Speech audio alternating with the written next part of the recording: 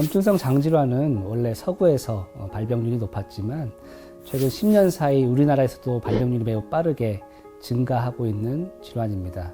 이렇게 짧은 기간 동안 환자가 급증하고 있는 이유와 어떻게 치료를 해야 하는 질환인지 오늘 이 시간에 함께 알아보겠습니다.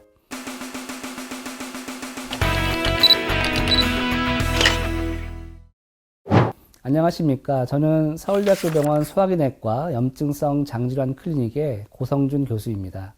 염증성 장질환은 원인을 모르는 장내 염증 반응이 오랜 시간 동안 지속되어서 복통과 설사, 혈변 등의 증상을 유발하는 질환입니다.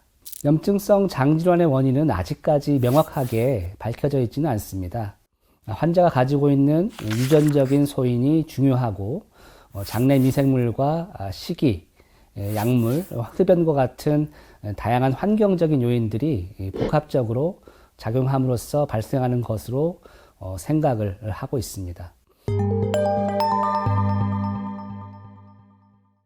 염증성 장질환은 크게 궤양성 대장염과 크론병으로 나뉘는데 과거에는 여러 가지 검사를 할 수가 없었기 때문에 두 가지 질환을 하나의 질환으로 생각해 왔었습니다.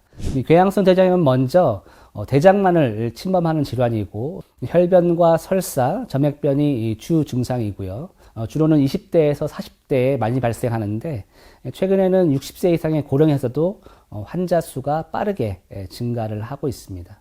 이 궤양성 대장염은 주로 점막의 얕은 층에서 염증이 발생하는 것이 특징이고요. 따라서 크론병에서 잘 생기는 협착이나 천공과 같은 합병증이 잘 발생하지는 않습니다. 궤양성 대장염은 대장내시경을 통해서 검사를 하고 진단을 하게 되는데요. 4주 이상의 설사가 있거나 혈변, 점액변을 동반한 대변, 설사를 동반하면서 궤양성 대장염의 가족력이 있거나 치료 항문 주위에 농양 등이 있다면 검사를 받는 것이 좋겠습니다. 크론병은 이제 궤양성 대장염과는 달리 입부터 항문까지 모든 소화기관에 걸쳐서 염증이 발생하는 질환이라고 할 수 있겠습니다. 궤양성 대장염과는 달리 장의 전층을 침범하는 염증이 발생하기 때문에 협착이나 농양, 천공, 누공 등의 합병증이 쉽게 생길 수 있습니다. 주로는 10대에서 20대에서 많이 발병을 하고 있는데 아마도 연령대가 낮은 만큼 유전적인 요인이 발병에 중요한 것으로 생각되고 있습니다. 항문 주위 누공도 궤양성 대장염 드물지만 국내 크론병 환자에서는 약 30% 정도까지 유병률을 보이고 있습니다.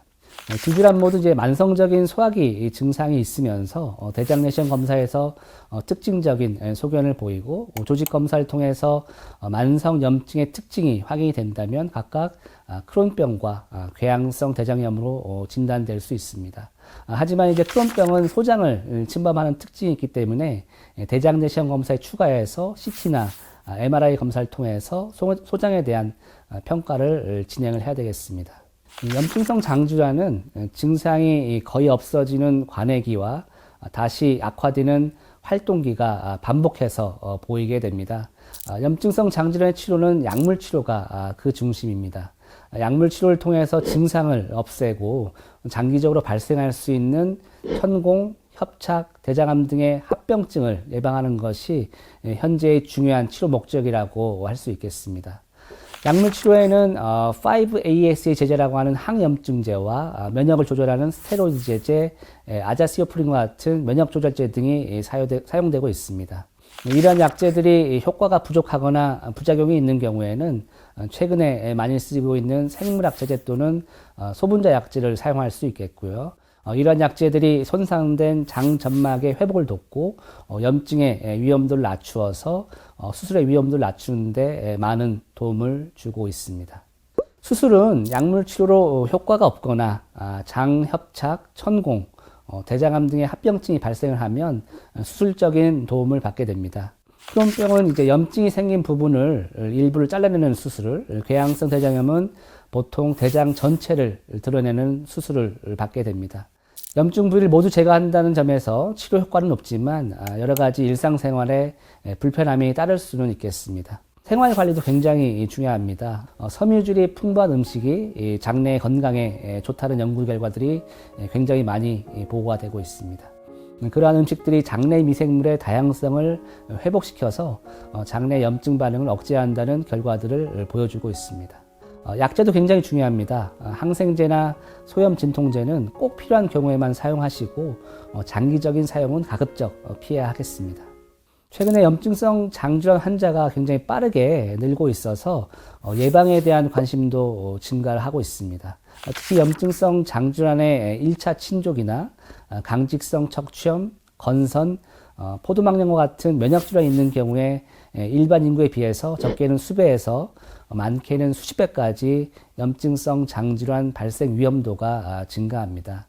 또한 혈사나 혈변, 반복적인 복통이나 체중 감소가 있다면 염증성 장질환 전문의와 면담하시는 것이 좋겠고, 증상이 없더라도 1년에 한 번 정도는 대변의 염증을 체크하는 칼프로텍틴 검사를 받으면 조기 진단에 도움을 얻을 수 있겠습니다. 최근에는 장관 내 염증을 유발하는 특정 물질을 원천적으로 차단하고 점막을 치유함으로써 환자의 상태를 개선할 수 있는 표적 치료제의 개념인 생물학 제제와 소분자 물질 치료제가 속속 임상에 도입이 되고 있습니다. 이러한 치료제들이 염증성 장질환 환자의 입원율과 응급실 방문, 수술 비율 등을 낮춰주는 것으로 보고가 되고 있습니다. 염증성 장질환은 난치성 질환인 만큼 장기적인 관리가 매우 중요합니다. 천공이나 농양, 대장암과 같은 치명적인 합병증을 예방하는 것이 중요하겠습니다.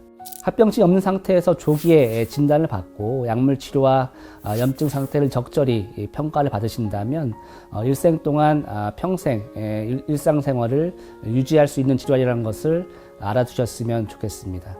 지금까지 서울대학교병원 소화기내과 염증성 장질환 클리닉의 고성준이었습니다. 감사합니다.